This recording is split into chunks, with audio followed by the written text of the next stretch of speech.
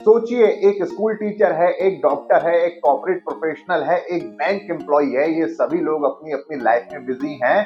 Salary आ रही है, जिम्मेदारियां हैं, घर चल रहा है, लेकिन वो एक वीडियो आता है, वो एक यूट्यूब के वीडियो पर नजर पड़ती है जहां पे क्या लिखा होता है, सिर्फ 15 मिनट में पैसा, डेली 5,000 गारंटेड, या फिर सिंपल स्ट्रेटजी बिगिनर्स के लिए। ये इस तरीके के वीडियो जब आप लोग देखते हो तो फिर क्या दिमाग में चलता है आप लोगों के? अच्छा, आई एम एजुकेटेड, मैं तो एजुकेटेड हूँ, मैं तो इसको समझ ही लूंगा, मैं तो पढ़ा लिखा हूँ। Market won't be that tough. अरे जब मैं पढ़ा लिखा हूँ तो मैं तो समझ ही लूंगा, मार्केट कितना टफ थोड़ा हो जाएगा कि मैं समझ ही ना पाऊँ। I can try market part time, मैं मार्केट को पार्ट टाइम ट्राई कर सकता हूँ। तो जब आप ऐसी सोच बनाते हो, ऐसी सोच बना के जब आप ऐसी फील्ड में इंटर करने की कोशिश करते हो जहाँ का सक्सेस रेट वैसे भी 6 to 7% ही है, तो वहां से आपके काम खराब होना स्टार्ट होते हैं। अब चल पड़ते हैं इसको देखने की तरफ, काम कैसे खराब होते हैं। ट्रेडिंग कोई साइड बिजनेस नहीं है, ट्रेडिंग कोई शॉर्टकट नहीं है, ट्रेडिंग कोई हॉबी नहीं है, ट्रेडिंग एक फुल टाइम प्रोफेशन है। जैसे वो डॉक्टर ऑपरेशन करते वक्त फोन नहीं चलाता, वो क्लास टीचर क्लास में पढ़ाते वक्त व्हाट्सएप चेक नहीं करती, और जो पायलट प्लेन उड़ा रहा होता है वो यूट्यूब को देखकर या उससे सीख कर नहीं उड़ाता, वैसे ही मार्केट आपका 100% अटेंशन मांगती है। तो मार्केट क्यों का चाहिए? मार्केट को चाहिए आपका समय, आपका फोकस। मार्केट को क्या चाहिए? आपका समय, आपका फोकस। मार्केट ये भी मांगती है कि अगर आप मार्केट में आ रहे हो तो आप मार्केट में आने से पहले अपने इमोशन को कंट्रोल करके आए होगे। और मार्केट में क्या चाहिए होती है? डिसीजन मेकिंग स्किल्स चाहिए होती है। लेकिन जब आप ऑफिस से लौट के आते हो, अपना जॉब से लौट के आते हो, तो क्या हो जाते हो? आप थक जाते हो, आप टायर्ड हो जाते हो। जब आप थक जाते हो तो उतना उस हिसाब से फोकस करना, उस हिसाब से क्या होता है, उस हिसाब से फोकस करना इतना आसान नहीं रह जाता है। जब आप ऑफिस से लौट के आते हो, आप इमोशनली ड्रेन्ड हो चुके होते हो। क्या हो चुके होते हो? आप इमोशनली ड्रेन्ड हो चुके होते हो, तो आपके ऊपर आपका इमोशनल कंट्रोल नहीं होता है।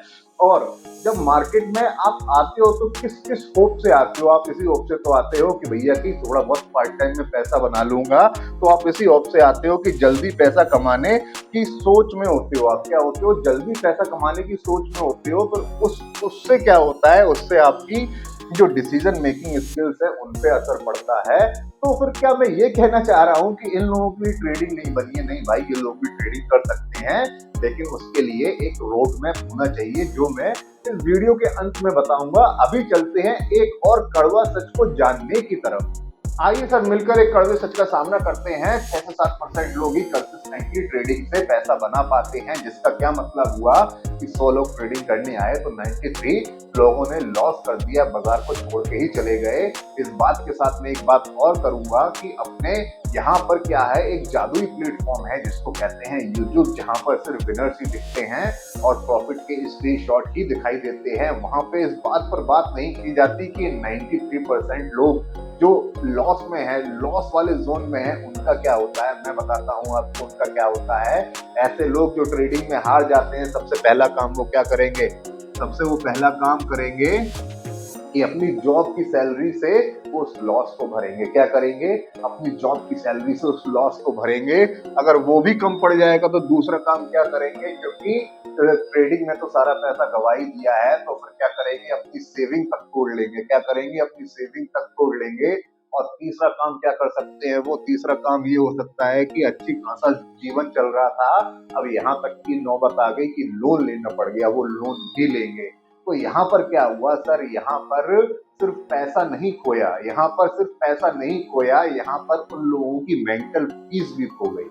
तो चलिए सर, यहाँ से एक और सीरियस इश्यू पे बात करते हैं। सर बहुत से लोग शादीशुदा तो होंगे ही, उनके ऊपर उनके बूढ़े माँ बाप की जिम्मेदारी तो होगी ही, उनके ऊपर उनके बच्चों का फ्यूचर सिक्योर करने की भी जिम्मेदारी होगी ही। ऐसे में अगर वो बाजार में बिना प्लानिंग के, बिना नॉलेज के और बिना किसी रिस्क मैनेजमेंट के उतरते हैं, तो सोचिए क्या क्या हो सकता है। एक ऐसा आदमी ट्रेड करने के लिए उतरा है जिसको ना मार्केट की नॉलेज है, जिसके पास ना प्लानिंग है, जिसको ना रिस्क को एसेस करना आता है, रिस्क मैनेजमेंट नाम की उसके दिमाग में है ही नहीं। और सेम टाइम पे वो क्या है, वो शादीशुदा भी है, उसके बूढ़े माँ बाप भी हैं और उसके बच्चे भी हैं। और ऐसे में बिना नॉलेज और बिना किसी सेटअप और बिना किसी प्लानिंग के ट्रेडिंग करने वो उतर गया है। तो सोचिए सर क्या क्या हो सकता है। तो 2-3 लाख का लॉस हो जाए तो कैसा लगेगा सर? एकदम से 2-3 लाख का लॉस आ जाए तो कैसा लगेगा। अगर क्रेडिट कार्ड का बिल भर जाए, वो लॉसेस ही इतने चल रहे हैं, हम उसमें क्रेडिट कार्ड के बिल पे ही नहीं कर पा रहे हैं, वहां से कलेक्शंस के कॉल आ रहे हैं, तो कैसा लगेगा सर। अगर सर पूरे घर का बजट ही बिगड़ जाए तो कैसा लगेगा सर। यहाँ पे आपको ये समझना पड़ेगा, जो ये आपका ये ट्रेडिंग का लॉस होता है ना, तो वहां से सिर्फ एक ट्रेडर प्रेशर में नहीं आता सर, पूरी फैमिली प्रेशर में आती है। इस बात का ख्याल कीजिएगा। जो ये ट्रेडिंग का लॉस होता है, तो ये ट्रेडिंग का लॉस क्या करता है, ये सिर्फ और सिर्फ आपके बैंक बैलेंस को ही नहीं तोड़ता, ये सर आपके कॉन्फिडेंस को भी तोड़ देता है, ये आपके रिलेशनशिप को भी खराब करता है ये ट्रेडिंग का लॉस। और ट्रेडिंग का लॉस आपको अंदर से कमजोर भी करता है। इसीलिए मैं कहता हूं सर, बिना तैयारी के अगर मार्केट में जा रहे हैं तो ये सर फाइनेंशियल गैम्बलिंग तो है ही, साथ साथ आप क्या कर रहे हैं, आप इमोशनल गैम्बलिंग भी कर रहे हैं। इस बात को जरा थोड़ी गंभीरता से सोचिएगा।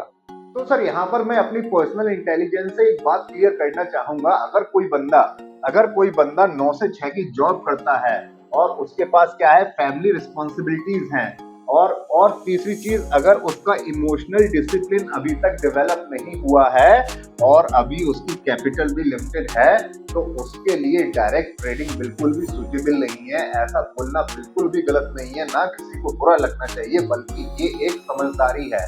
क्योंकि मार्केट का मतलब सर सिर्फ चार्ट देखना नहीं होता, मार्केट का एक मतलब खुद को समझना भी होता है। तो आइए सर यहाँ पे देख लेते हैं ये 9 से 6 जॉब करने वाले लोग किस रूट मैप के सहारे इस ट्रेडिंग में आ सकते हैं। तो चल पड़ते हैं इसको देखने की तरफ।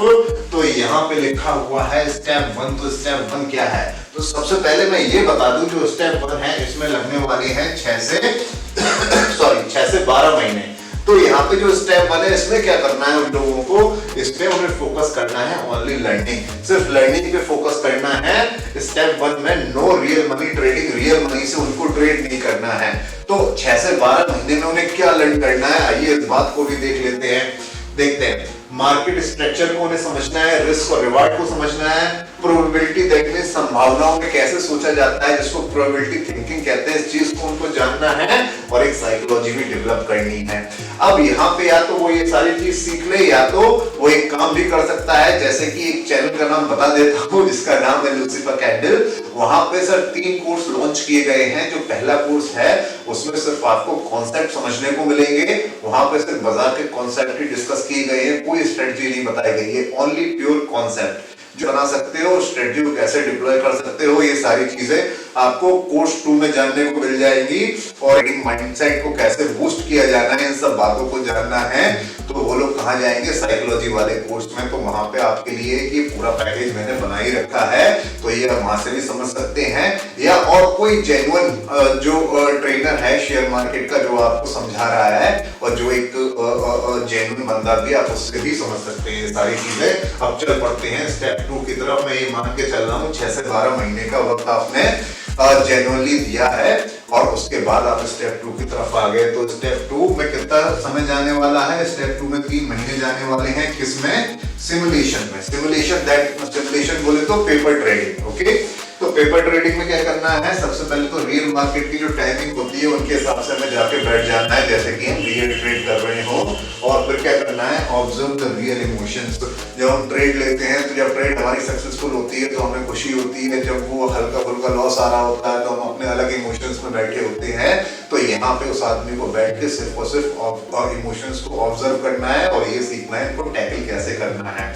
जब 3 महीने का समय गुजर जाए, सिमुलेशन वाले में, पेपर ट्रेडिंग में 3 महीने का समय गुजर जाए, और उसमें भी अगर आप लास्ट के 1 महीने में अपनी पेपर ट्रेडिंग में प्रॉफिटेबल हो, तो आप स्टेप 3 की तरफ अपना रुख कर सकते हैं। अगर सिमुलेशन में लास्ट का 1 महीना अगर आपका प्रॉफिट में क्लोज नहीं हुआ है, तो इसको आप फिर रिपीट करेंगे 3 महीने और ये कब तक चलेगा, जब तक वो आपका आखिरी महीना प्रॉफिट में क्लोज ना हो। अगर आप 3 महीने प्रॉफिट में क्लोज हो रहे हैं, तो इससे बढ़िया क्या बात हो सकती है। तो चलिए, आई होप स्टेप 2 आप समझ गए होंगे। अब स्टेप 3 में अगर स्टेप 2 सक्सेसफुली कंप्लीट हो जाता है, तो स्टेप 3 में कोई टाइम नहीं लगेगा। यहाँ पे एक छोटा सा काम करना है आपको। स्टेप 3 में आपको कैपिटल सेपरेशन पे थोड़ा सा फोकस करना होगा। यहाँ पे आपको ट्रेडिंग का मनी सेपरेट करना होगा। किससे सेपरेट करना होगा ट्रेडिंग का मनी, अपने घर का जो आपके खर्चे वाले पैसे हैं, उससे आपको अपने ट्रेडिंग मनी को सेपरेट करना होगा। ट्रेडिंग मनी भाई ये सेपरेट है, ये घर के खर्चे के रुपए हैं, ये सेपरेट है, और साथ साथ आपके पास एक इमरजेंसी फंड इंटैक्ट होना चाहिए।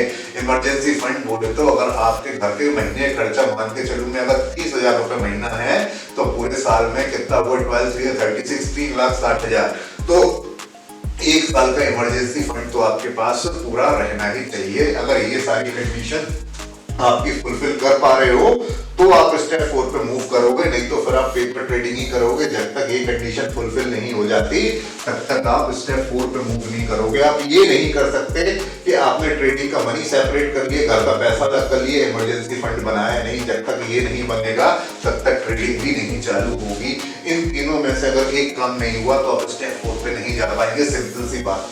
अब स्टेप 4 में कितना समय लगेगा? स्टेप 4 में सर वापस से 3 महीने लगेंगे। इसमें क्या करना है हमें सॉरी, बाजार में एक छोटी सी कैपिटल इन्फ्यूज करनी है। क्यों करनी है बताता हूँ। जो हम ये छोटी सी कैपिटल इन्फ्यूज करेंगे तो इससे क्या पैसे कमाने वाले हैं, हम पैसे कमाने के लिए नहीं कर रहे हैं, ये हम उस प्रोसेस पे अपना हाथ साफ करने के लिए कर रहे हैं। क्योंकि जब हमने पेपर ट्रेडिंग की होगी तो कुछ ना कुछ अपने सेट और प्रोसेस तो बनाए होंगे, तो एक छोटा सा रियल मनी डाल के, मतलब मिनिमम जो बेयर मिनिमम हो सकता है वो डाल के हम ये चेक करेंगे कि रियल मनी के साथ क्या हम उस प्रोसेस को फॉलो कर पा रहे हैं।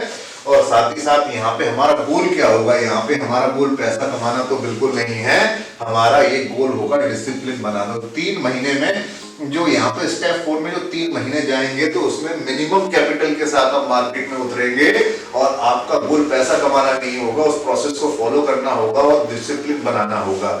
जब ये स्टेप 4 आपका कंप्लीट हो जाए तो आएगा स्टेप 5। उसको मैंने जानबूझ के नहीं लिखा है। तो स्टेप 5 में आप क्या करेंगे? आप स्टेप 5 में अपने आप से कुछ सवाल पूछेंगे। तो पहला सवाल आप पूछेंगे स्टेप 5 में, क्या मैं आपको इमोशनली स्टेबल हो चुका हूँ? दूसरा सवाल आप पूछेंगे, क्या मैं अपने लॉसेस को एक्सेप्ट करना सीख गया हूं? फिर तीसरा सवाल आप पूछेंगे, क्या मैं उस रूल को फॉलो कर पा रहा हूं? अगर तीनों सवालों के आंसर अगर आपके हाँ आ रहे हैं तो आप उस ट्रेडिंग को थोड़ा अमाउंट बढ़ा के कंटिन्यू कर सकते हैं। और अगर इनमें से किसी सवाल का आंसर ना आ रहा है तो आप ट्रेडिंग को आपको पोस्टपोन करना पड़ेगा। अब चल पड़ते हैं यहां से इन सारी बातों को कंक्लूड करके इस वीडियो को समाप्त करने की तरफ। जो रोडमैप मैंने अभी आपसे डिस्कस किया उसके सारे स्टेप्स को आप रिलीजियसली फॉलो करते हो फिर भी बात नहीं बनती, ट्रेडिंग में सफलता नहीं मिलती, तो सर डरने वाली कोई बात नहीं है। ये बहुत ही नॉर्मल बात है, तो इसमें कोई दिक्कत वाली बात नहीं है। पैसे कमाने के और भी तरीके हो सकते हैं। लॉन्ग टर्म इन्वेस्टिंग हो सकता है, आप SIP कर सकते हो, आप स्टॉक्स में लॉन्ग टर्म इन्वेस्टिंग कर सकते हो, आप म्यूचुअल फंड्स में जा सकते हो। तो अगर वहां पे सफलता नहीं मिल रही है तो वहां पे डीमोटिवेट होने की और डिप्रेशन में आने की बिल्कुल भी जरूरत नहीं है। तो चलिए आइए इस पूरे एपिसोड को हम कंक्लूड कर लेते हैं। तो ये ट्रेडिंग क्या है सर? ट्रेडिंग जल्दी अमीर बनने का रास्ता नहीं है। ये कोई ऐसा रास्ता नहीं है जिसपे चल के आप जल्दी अमीर बन जाओगे, ना ही कोई ये ऐसा जरिया है, ना ही कोई ये ऐसा पार्ट टाइम जरिया है जिसमें आप ढेर सारी पार्ट टाइम इनकम जनरेट कर पाओगे। सर ये एक फुल टाइम प्रोफेशन ही मान के चलिए, क्योंकि ये पेशेंस का एग्जाम है, वो भी डेली। ये डेली पेशेंस का एग्जाम है, ये डेली डिसिप्लिन का एग्जाम है, ये डेली खुद पर कंट्रोल करने का एग्जाम है।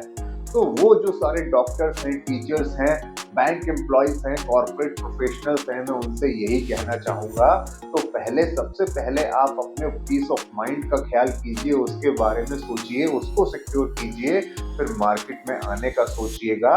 क्योंकि जो पैसा डूबता है वो तो वापस आ जाता है, जो पीस ऑफ माइंड जाती है वो उसी तरीके से वापस आना थोड़ा मुश्किल होता है। So, this is Ankit Dwivedi signing out from the Lucifer Candle, and let's keep the light burning.